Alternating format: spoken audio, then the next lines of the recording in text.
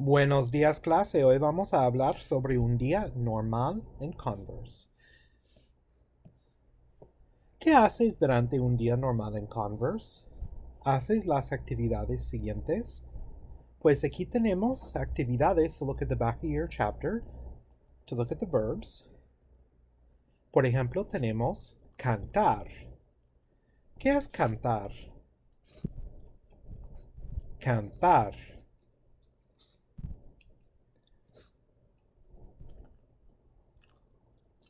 Hablar. Hablar. Por ejemplo, hablar por teléfono.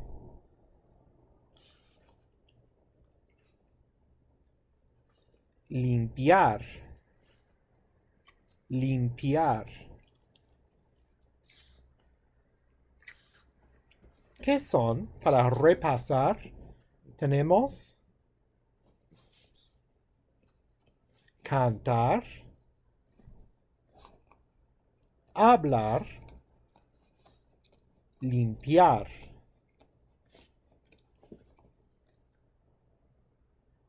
También tenemos tomar un café o tomar agua, etc. Tomar. Tomar can also mean to take. So to take or to drink. There's another verb that means to drink, which is beber, which we'll learn next class. You can use either one interchangeably. Tocar la guitarra, por ejemplo. Tocar.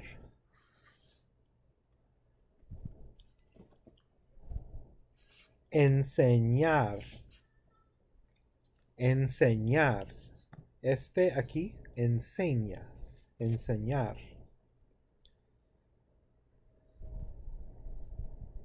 ¿Qué son para repasar? Tomar, tocar, enseñar. Seguimos con trabajar. To work, trabajar. Viajar.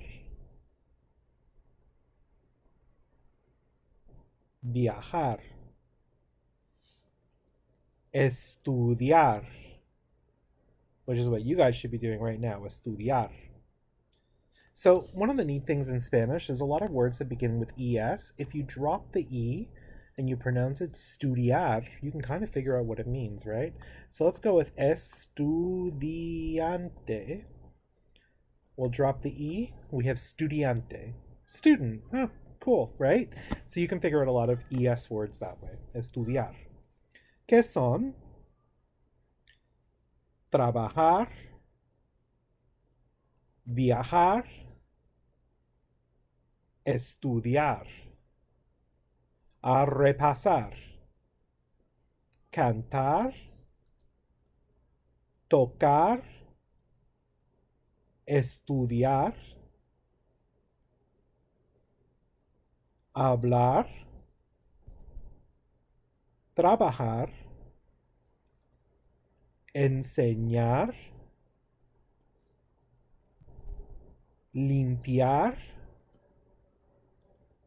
viajar, tomar. Tomar,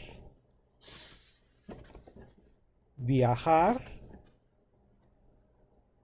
hablar, estudiar, tocar, limpiar,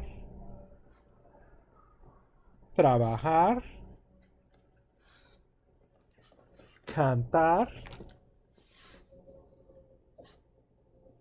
enseñar. Sorry guys, I have my dog here with me and he's trying to get into a box of cookies. So that's what the sniffing is all about. Y estos son verbos que terminan con ar. So in Spanish there are three types of verbs. Verbs that end in AR, verbs that end in IR, and verbs that end in ER, right? So we're going to just focus on AR verbs today. So the majority of verbs in Spanish end in AR. And when you see a verb that ends in AR, that's called the infinitive, right? So we have hablar, por ejemplo. It means to speak, or to talk, rather, not to speak, to talk. Um, but we need to conjugate that. So in English, we would say to talk as our infinitive, but I can't use to talk in a sense. Well, I mean, I can in some cases, but I need to say I talk, you talk, we talk, etc. And the same thing happens in Spanish. So por ejemplo, tenemos yo canto. So we have cantar, which is our verb. So in order to conjugate it, we're going to drop the AR and add O for the yo. Yo canto.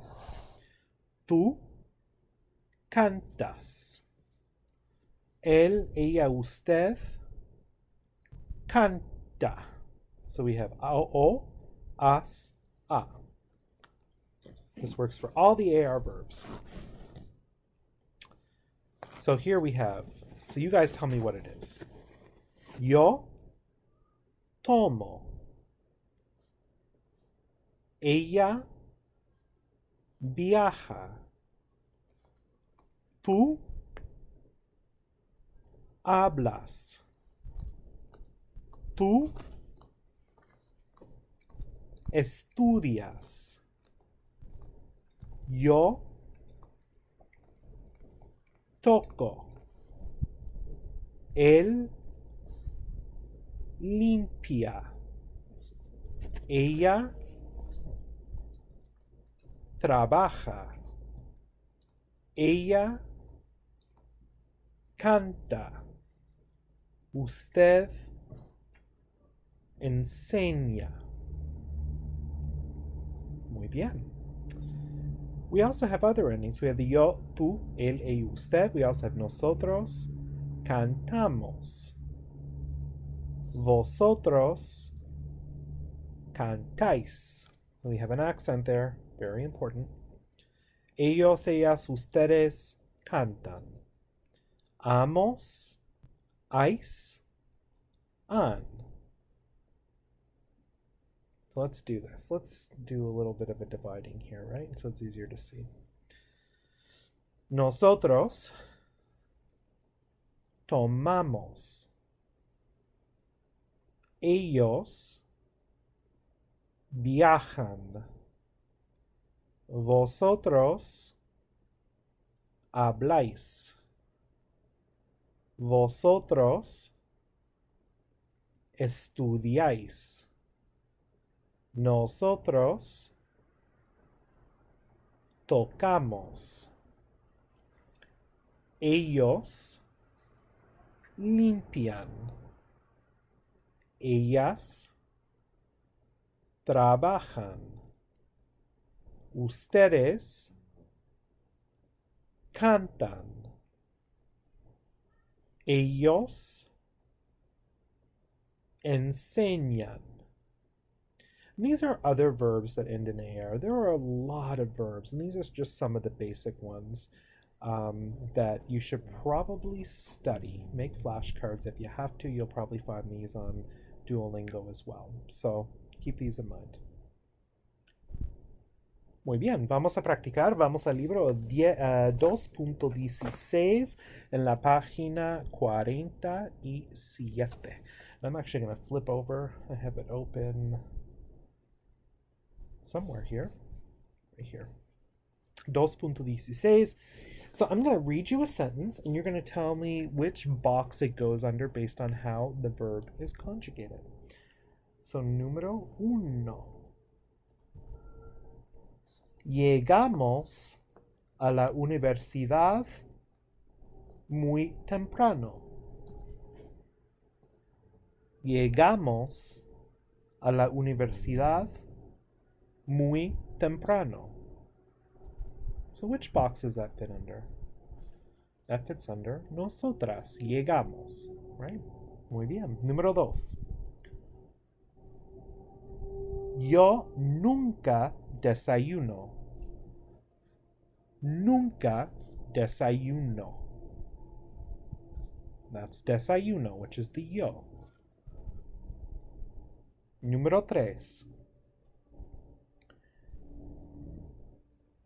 Siempre escuchamos al profesor de psicología. Siempre escuchamos el profesor de psicología. That's nosotros, las dos, escuchamos. 4. ¿Hablas español en la clase? ¿Hablas español en la clase? And that's hablas, which is tú. 5. Trabajo casi todos los días. Trabajo casi todos los días. And that's the yo, Alicia, trabajo. 6. Después de cenar, navega por internet. Después de cenar, navega por internet. And that's number 6, Carolina, navega. Muy bien. Sorry, Sancho, what are you doing? My dog is named Sancho, and he's crawling all over me right now, and I'm not sure why. There we go. He's a pug. He's a little black pug. If you want to find out more about him, I'm going to do a shameless plug here of his Instagram, which is Sancho GTZ. Sancho Gutierrez. Okay, muy bien. Now that that's over, I want you guys to move on to 217. And I'm going to bring this up here. So you guys are going to use this. You guys are going to write sentences in the yo form, right? Talking about yourselves. So you're going to say casi nunca, a veces, or etc., right? So llegar tarde. Did you guys ever get to class late? Nunca, no? So nunca llego. I'm going to write this over here. Nunca llego tarde. Nunca llego tarde. So I want you guys to go back to Sancho, stop it.